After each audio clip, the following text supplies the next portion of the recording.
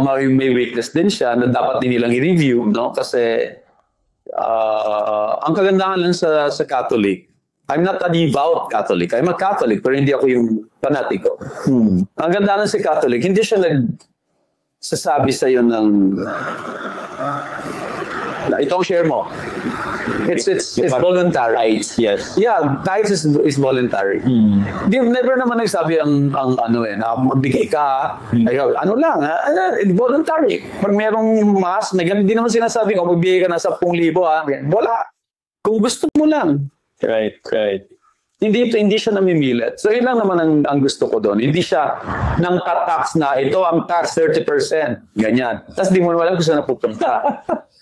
At least ang church, kahit pa nakikita mo yung simbahan, tinatayo. Yes. Although, siyempre, meron din namang mga corrupt na priests. Alam naman natin din yan. May mga corrupt din ng mga officials. But, at the end of the day, hindi sila naniningil at namumuwersa.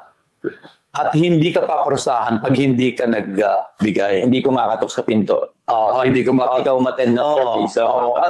At hindi sila... Kasi sa may parusa eh.